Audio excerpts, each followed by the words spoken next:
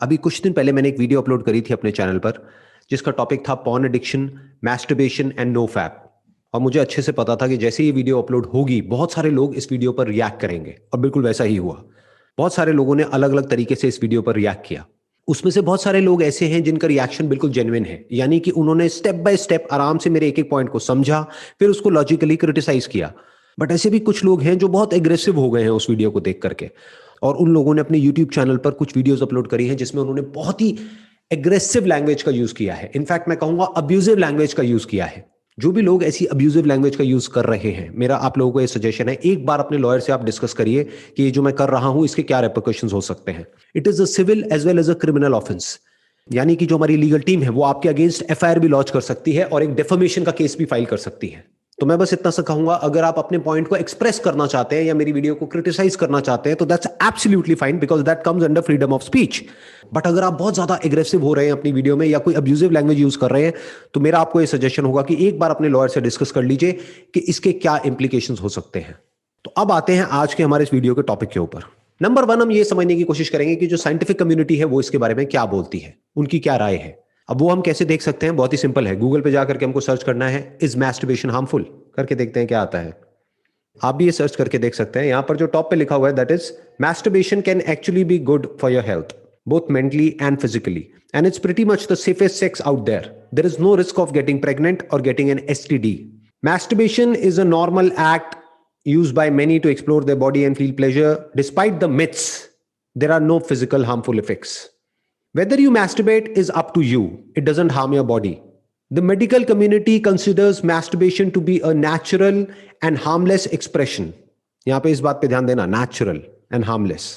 अब यहां पर जो बात समझनी जरूरी है वो ये है कि मैस्टरबेशन भी एक्सेस में बुरी है, इसमें कोई डाउट नहीं है। साइंटिफिक कम्युनिटी भी यही कहती है, और अगर लॉजिकली भी हम सोचें तो एक्सेस में हर चीज बुरी होती है। आप ज्यादा खाओगे, ज्यादा पियोगे, वो भी एक्सेस में बुरा है। लिमिट में खाओगे, लिमिट में पियोगे तो कोई बुरा नहीं है। जो इंपॉर्टेंट चीज यहां पर समझने वाली है वो ये है कि ये नेचुरल है, ये कोई अननेचुरल नहीं है। बल्कि सेक्सुअली अपने डिजायर्स को रिप्रेस करना वो अननेचुरल है। इस टॉपिक के ऊपर मैं अब तक 2 वीडियोस अपलोड कर चुका हूं, दोनों के लिंक्स आपको नीचे डिस्क्रिप्शन में मिल जाएंगे। और कहीं भी मैंने ये नहीं कहा है कि आप इसको एक्सेस में करिए। मैंने क्या बात करी है, क्या वर्ड बार बार यूज किया है, that is moderation, that is balance. अगर आप ध्यान से मेरी उन दोनों वीडियोस को देखेंगे तो मैंने कहीं पर भी ये नहीं कहा है कि आप 10-12 साल की एज से ही मैस्टरबेशन करना शुरू कर दो। मैंने क्या कहा है कि जब आप लीगली एलिजिबल हो जाते हो इस तरह की वीडियोस देखने के लिए या शादी करने के लिए, उसके बाद में मैस्टरबेशन करने में कोई बुराई नहीं है। तो मान लेते हैं कि 18 साल की एज में आपकी शादी हो जाती है, जो कि लीगली अलाउड है इंडिया में, और इसको दुनिया की कोई ताकत चैलेंज नहीं कर सकती है। उसके बाद में क्या आप सेक्स नहीं करोगे? क्या सेक्स करना गलती है? अगर ये गलती है और कोई कहता है कि ये गलती है, तो जो ये बात बोल रहा है वो खुद एक गलती का नतीजा है। क्योंकि अगर उसके माँ बाप ने गलत काम नहीं किया होता, अगर आप इसको गलत समझते हैं तो इंसान भी इस दुनिया में नहीं होता। तो यहां पर सिर्फ इतनी सी बात समझनी है कि सेक्स कोई गलत काम नहीं है, कोई चोरी नहीं है, कोई क्राइम नहीं है, कोई ऐसा काम नहीं है कि जिसके लिए आपके अंदर गिल्ट आए कि मैंने कुछ गलती कर दी है। ये कुछ भी गलत नहीं है, ये नेचुरल है और पार्ट ऑफ लाइफ है, इसको डिनाई नहीं किया जा सकता है। अब आते हैं फैक्ट नंबर 2 के ऊपर। जो भी लोग नो फैप के बारे में बात करते हैं वो ज्यादातर क्या करते हैं, वो आपको सिर्फ इसके बेनिफिट्स बताते हैं। नो डाउट इसके बेनिफिट्स हैं, बट आपको यह भी समझना है कि इसके नुकसान क्या है। लाइफ में हर चीज का प्लस भी होता है और माइनस भी होता है, प्रोज भी होते हैं, कॉन्स भी होते हैं। कोई भी आप दवाई खाते हो तो उसका बेनिफिट भी होता है और नुकसान भी होता है। तो डॉक्टर को समझना होता है कि इस दवाई का फायदा ज्यादा है या नुकसान ज्यादा है इस कंडीशन में, as per the condition of the patient. तो अब आराम से ये समझने की कोशिश करते हैं कि सेक्स डिप्रिवेशन के या सेक्स रिप्रेशन के क्या साइड इफेक्ट्स होते हैं। Difficulty in sleeping and body tension. इसके पीछे जो लॉजिक है वो बहुत ही सिंपल है। वो क्या है कि ये जो सेक्सुअल एनर्जी है ये बेसिकली क्या है, एक एनर्जी है, जैसे कोई भी एनर्जी होती है। तो जब एनर्जी जरूरत से ज्यादा बढ़ जाती है तो हम एक्साइटेड होने लग जाते हैं और एंशियस होने लग जाते हैं, और जब एनर्जी कम हो जाती है तो हम लेजी हो जाते हैं। तो ना एनर्जी का बहुत ज्यादा होना अच्छा है, ना बहुत कम होना अच्छा है। फिर चाहे वो सेक्सुअल एनर्जी हो या एनर्जी जो हमको खाने से मिलती है, पीने से मिलती है या सनलाइट से मिलती है, वो एनर्जी हो। ना एनर्जी ज्यादा अच्छी है ना कम अच्छी है। और इसके कुछ इमोशनल साइंस भी हैं, जैसे कि anxiety, lack of clarity and confusion in life, in thinking. और इसका एक बहुत बड़ा साइड इफेक्ट क्या है कि जब भी आप अपने आप को सेक्स करने से या मैस्टरबेट करने से रोकते हो तो आपको अपने आप को कुछ ना कुछ ऐसा बोलना पड़ेगा कि जिससे कि आप अपनी विल पावर को यूज करके अपने आप को रोक सको। और जब ऐसा कुछ आप बोलते हो तो there is a strong possibility कि आपके अंदर नेगेटिव फीलिंग्स और नेगेटिव इमोशंस आने लग जाएंगे सेक्स की तरफ। फिर उसके बाद में जब आप किसी रिलेशनशिप में जाओगे तो आपके लिए प्रॉब्लम भी हो सकती है। और एक सबसे बड़ा और सबसे गंदा जो इसका साइड इफेक्ट होता है वो होता है feelings of guilt and Shem. यानी कि क्या कि जब आपके दिमाग में ये बैठ जाएगा कि ये करना गलत है, उसके बाद भी आपके अंदर ये डिजायर्स उठेंगे। अरे डिजायर्स को कैसे रोकोगे, इन थॉट्स को कैसे रोकोगे? जब भी ये डिजायर्स उठेंगे, जब भी ये थॉट्स उठेंगे तो आपको क्या लगेगा कि मैं कुछ बहुत ही गलत कर रहा हूं। तो जब वो थॉट्स आएंगे और जब वो डिजायर्स आपके ऊपर हावी हो जाएंगे और जब आप बार बार कोशिश करने के बाद भी फेल होगे, फेल मतलब क्या कि यानी कि आप मैस्टरबेट करोगे या सेक्स करोगे तो उसके बाद में आपके अंदर एक गिल्ट आएगा and this will create stress and that can lead to anxiety and even depression for that matter। तो ये था दूसरा पॉइंट। अब आते हैं तीसरे पॉइंट पे।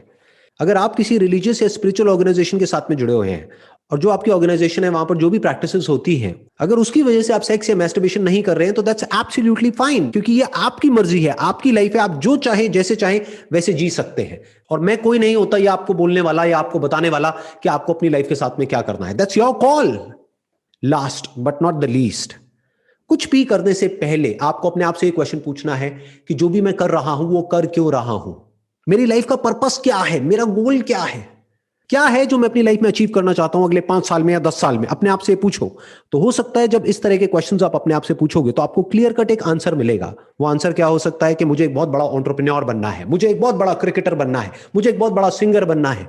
अब अपने आप से एक क्वेश्चन पूछो कि जो भी आपके आइडल हैं, यानी कि ऑलरेडी जो बहुत बड़े एंटरप्रेन्योर्स हैं, बहुत बड़े क्रिकेटर्स हैं, बहुत बड़े सिंगर्स हैं, क्या वो पूरी तरह से सेक्स को छोड़ करके, मैस्टरबेशन को छोड़ करके वहां तक पहुंचे हैं? अपने आप से एक क्वेश्चन पूछो। इनफैक्ट बहुत सारे ऐसे भी लोग हैं जिन्होंने ओपनली बात किया है अपनी सेक्स लाइफ के बारे में। तो सेक्स का और सक्सेस का कोई डायरेक्ट कनेक्शन नहीं है आपस में। इनडायरेक्टली तो किसी भी चीज को हम किसी से भी जोड़ सकते हैं, but there is no direct connection. किसी भी फील्ड में जो लोग सक्सेसफुल हुए हैं उसमें 99% लोग ऐसे मिलेंगे जिन्होंने एक मॉडरेट लाइफ जी है। यानी कि वो लोग ना तो इंडल्ज हो गए हैं पूरी तरह से सेक्स में, ना उन्होंने सेक्स को पूरी तरह से छोड़ दिया है, उन्होंने बीच का रास्ता पकड़ा है, यानी कि एक मॉडरेट लाइफ। तो अगर आप एक्सेस में मैस्टरबेशन कर रहे हैं या पॉर्न देख रहे हैं तो अपने आप से एक क्वेश्चन पूछोगे ऐसा मैं क्यों कर रहा हूं? तो आपको एक क्लियर कट आंसर मिलेगा कि मेरी लाइफ में ढंग का कुछ करने के लिए है ही नहीं। तो दैट इज द प्रॉब्लम। अगर आपके पास में कुछ भी ढंग का होगा अचीव करने के लिए, अगले 5 साल में 10 साल में कोई गोल होगा, कोई पर्पस होगा, जीने की कोई एक्चुअल में वजह होगी, आपको एक ब्राइट अपना फ्यूचर नजर आ रहा होगा, आपके माइंड में एक विजन होगी, तो इन सब चीजों में आप ज्यादा इंडल्ज हो ही नहीं सकते। किसी भी हैबिट को छोड़ा नहीं जा सकता है, उसको रिप्लेस किया जा सकता है। तो अगर आपकी ये हैबिट पड़ गई है पॉर्न देखने की या मैस्टरबेट करने की, तो इस हैबिट को छोड़ने का कोई तरीका नहीं है। एक नई हैबिट बना लो तो धीरे धीरे ये वाली जो हैबिट है अपने आप ही कम होने लग जाएगी और दूसरी हैबिट टेक ओवर कर लेगी और आपकी लाइफ एक अलग डायरेक्शन में चली जाएगी। ये तरीका होता है अपने आप को बदलने का या किसी भी हैबिट को बदलने का। Wish you all the best for your future.